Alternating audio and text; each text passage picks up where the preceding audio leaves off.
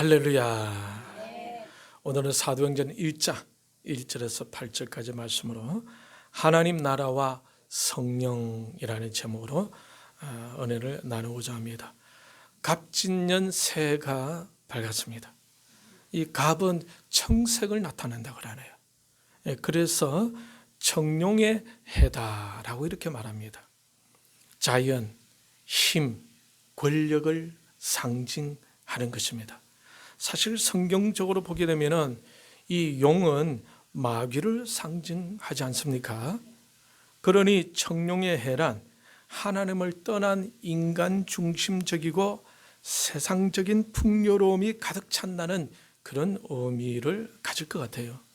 세상 사람들은 좋은 기운의 해로 받아들일는지 모르지만 우리 믿는 신자들에게는 그만큼 또 조심스러운 해일 수도 있습니다.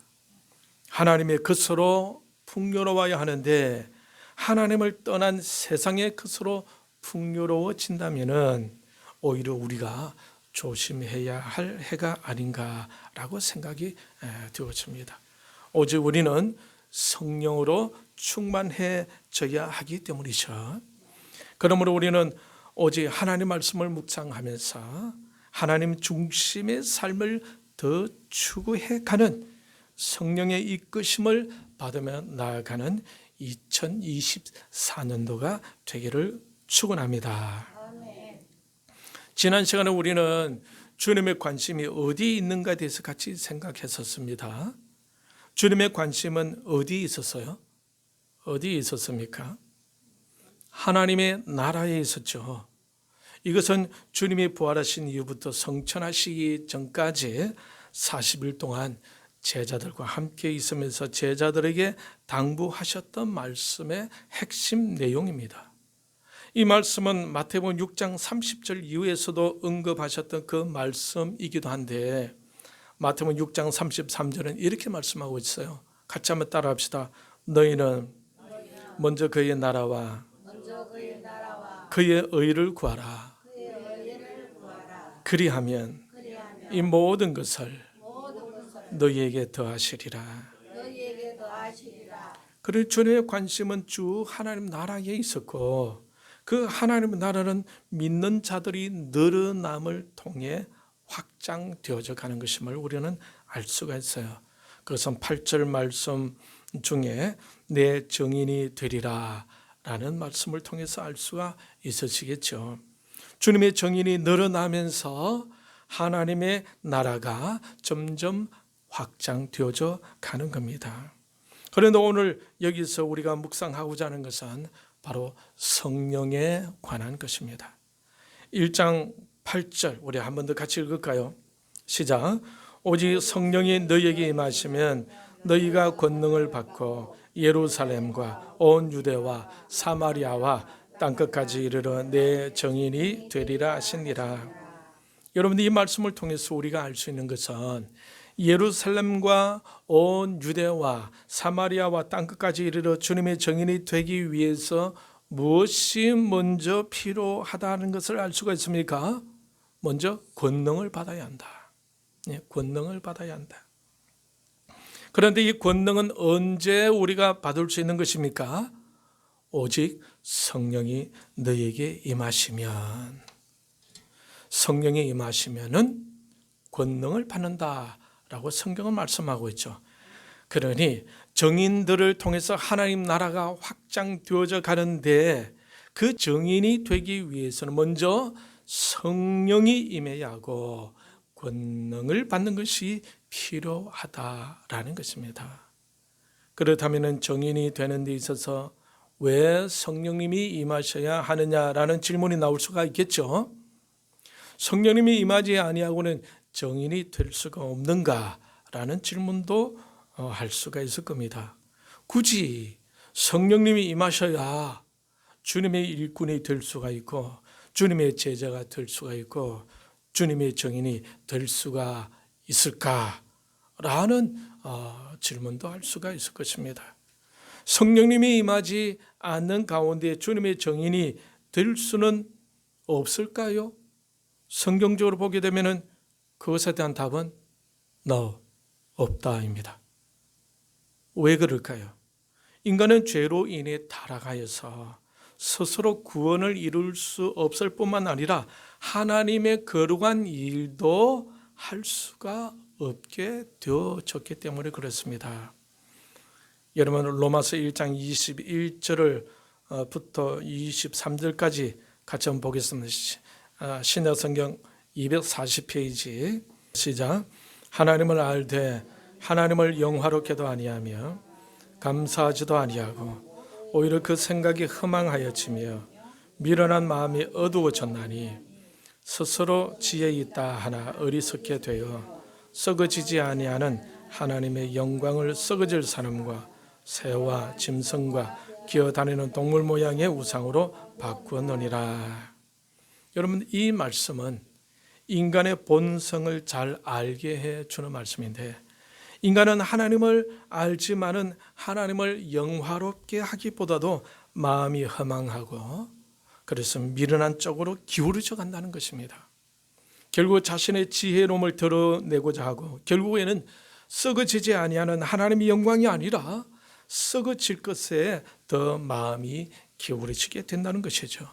이것이 타락한 인간의 마음인 것입니다. 그래서 사도 바울은 고린도후서 4장 7절에서 인간을 질그릇에 비유하고 있는 겁니다.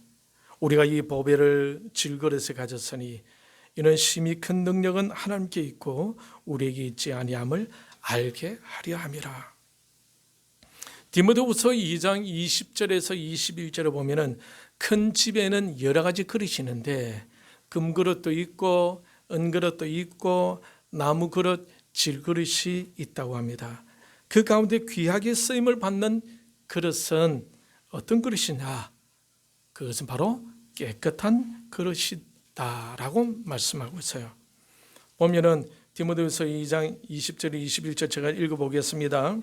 큰 집에는 금그릇과 은그릇뿐만 아니라 나무 그릇과 질그릇도 있어 귀하게 쓰는 것도 있고 천하게 쓰는 것도 있나니 그러므로 누구든지 이것에서 자기를 깨끗게 하면 귀히 쓰는 그릇이 되어 거룩하고 주인의 쓰심에 합당하며 모든 선한 일에 준비함이 되리라.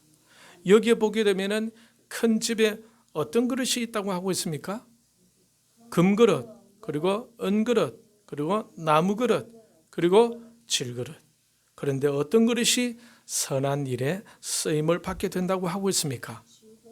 깨끗한 그릇이라고 그랬죠. 여기서는 깨끗한 그릇.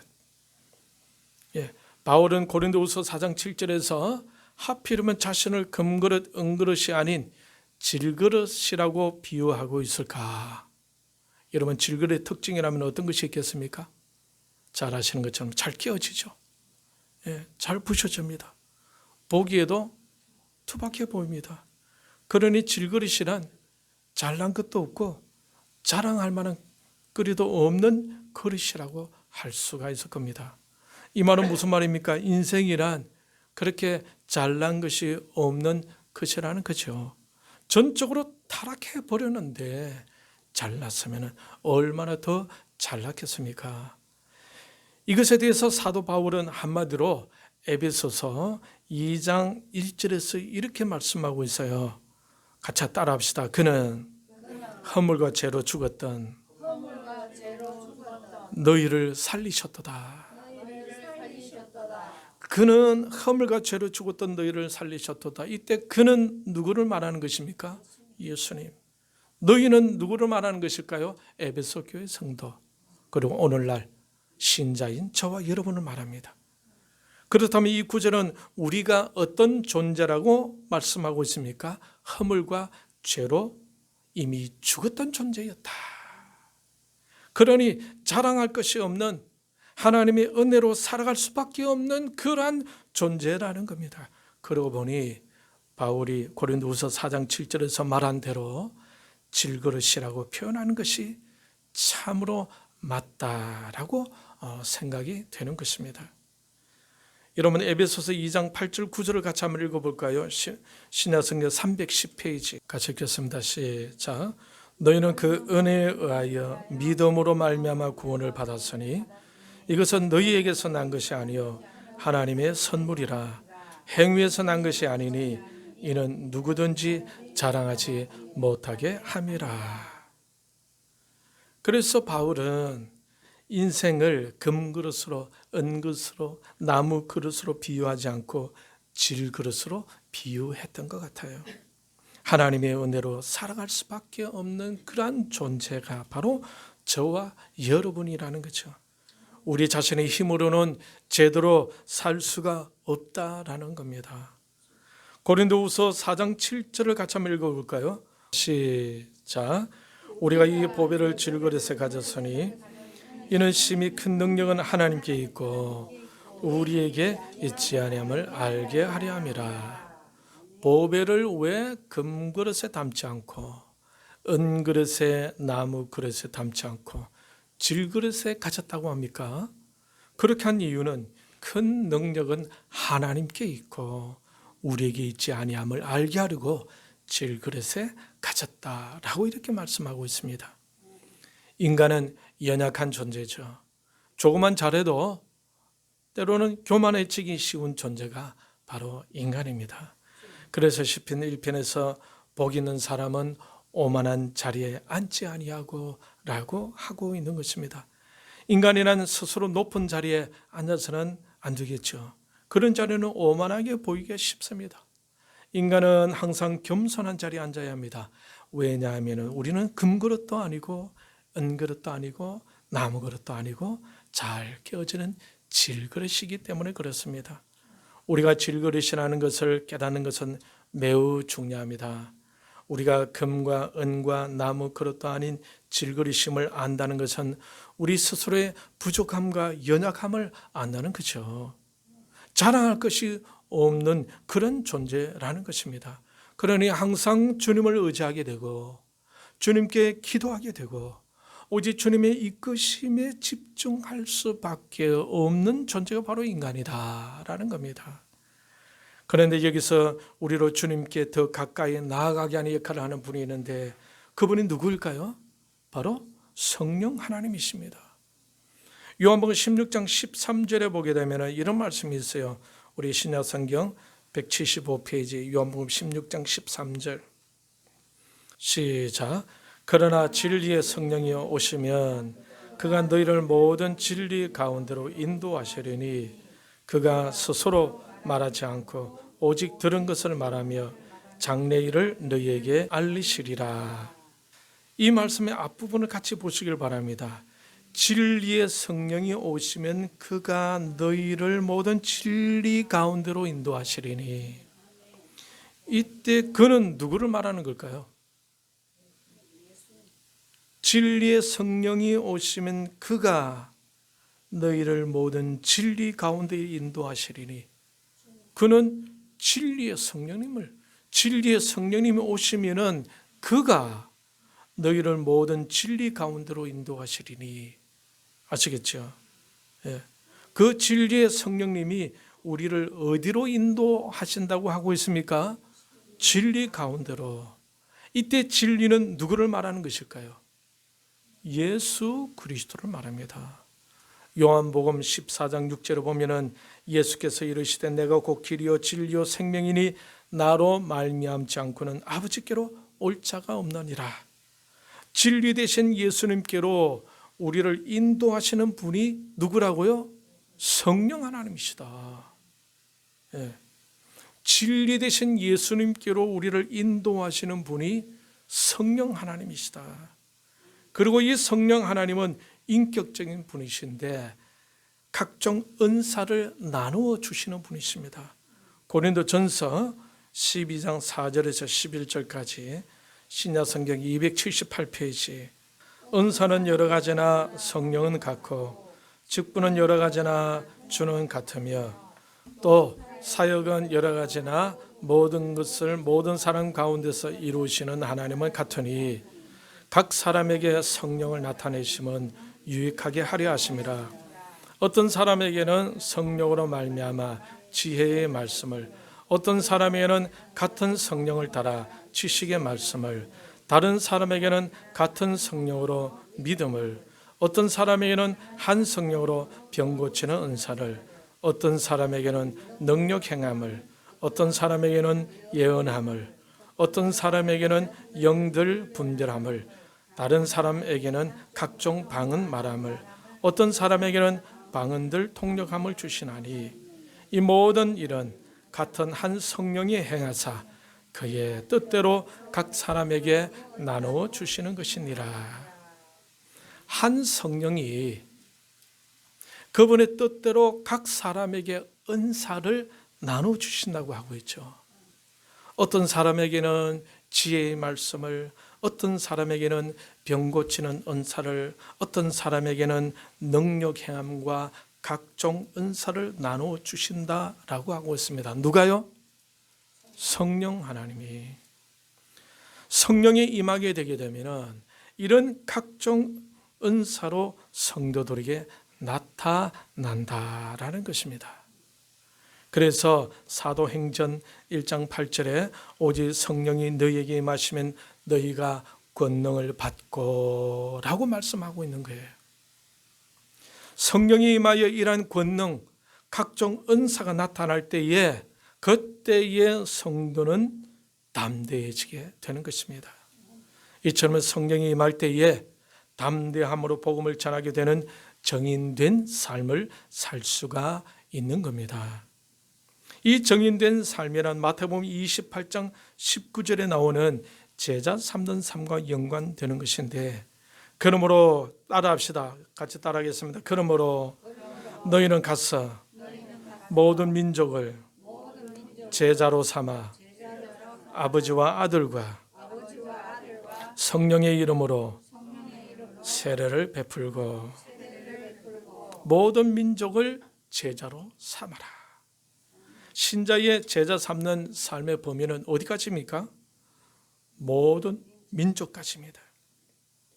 그러니 우리의 꿈은 모든 민족, 세계를 향해야 된다라는 거죠. 이러한 제자 삼는 삶에 포커스를 맞추되, 이러한 제자 삼는 삶, 정인된 삶은 언제부터 시작된다는 것입니까? 오직 성령이 너희에게 임하시면 너희가 권능을 받고 예루살렘과 온 유다와 사마리아와 땅끝까지 이르러 내 정인이 되리라 하시니라.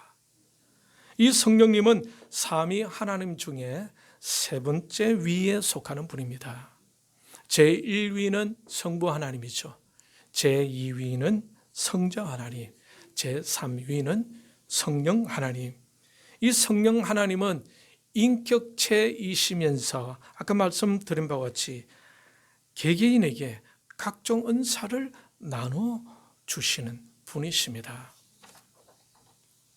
이 성령 하나님이 강하게 임하게 될 때에 각자가 받은 대로 은사가 나타나게 되는데, 어떤 사람에게는 지혜의 말씀을, 어떤 사람에게는 지식의 말씀을, 어떤 사람에게는 믿음을, 어떤 사람에게는 병 고치는 은사를, 또 어떤 사람에게는 능력 행함을, 어떤 사람에게는 예언함을, 어떤 사람에게는 영들 분별함을, 다른 사람에게는 각종 방언함을, 어떤 사람에게는 방언들을 통역함을 주신다라고 말씀을 하고 있는 것입니다.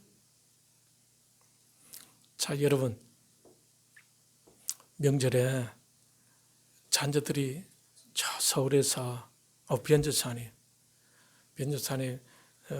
이번에 구정 때에 따님이 둘째를 안고 집으로 온다 할 때에 기분이 좋아요, 안 좋아요? 그리고 손주를 보는 순간에 확 달라, 분위기가 완전히. 그죠? 손주는 하나님 주신 선물이잖아요. 근데 근데 보니까 이렇다더라. 자식보다도 손주들이 더 좋다 이러더라고요. 뭐 그래도 손주들이 한 4살 때, 5살 때 올 때는 반갑고 갈 때는 더 반갑다고 하더만은,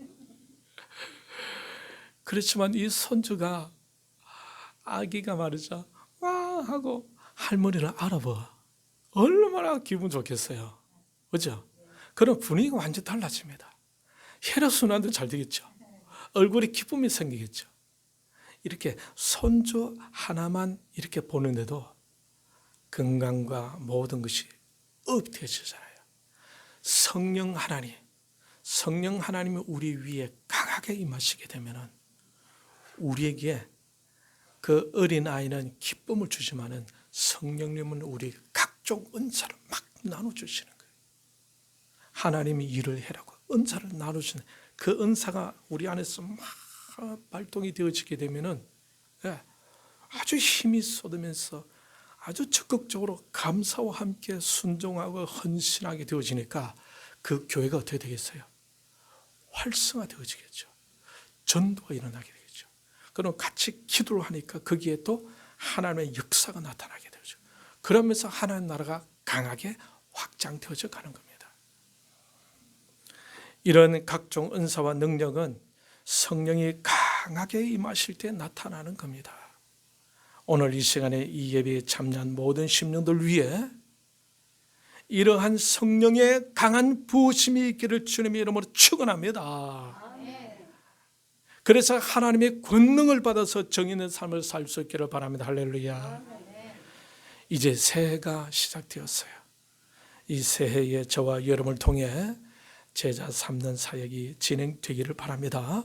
제자를 삼기 전에 먼저 제자가 되어야 하겠지요. 그죠? 제자를 삼기 전에 우리가 먼저 제자가 되어야 하지 않겠습니까? 그리고 정인이 되기 전에 성령이 임하심이 있어야 한다는 것을 꼭 기억하시길 바랍니다. 그래서 여러분 기도할 때 신자는 무엇을 첫째 기도는 성령님을 사모하는 기도를 해야 됩니다. 성령님 나에게 임하여 주시옵소서. 나에게 각종 은사를 내려 주옵소서. 그래서 주님의 나라를 위하여 일하게 하여 주옵소서. 신자가 이런 기도 제목을 가져야 하는 거죠. 이 한 해 시작에 성령 하나님의 강한 임재하심이 있기를 축복합니다. 성령 하나님의 만져주심이 있기를 간절히 소원합니다. 우리 인격을 만지시고 우리 육신도 만지시고 우리의 생각과 마음의 영역에서도 우리를 이끌어 가시며 하나님이 그토록 원하시는 하나님 나라를 확장시켜 가는 일에 귀하게 쓰임 받는 성령 충만한 저와 여러분들이 다 되시기를 새해 첫 주 예배를 드리면서 주님의 이름으로 축원합니다. 이 시간 말씀을 생각하면서 같이 기도.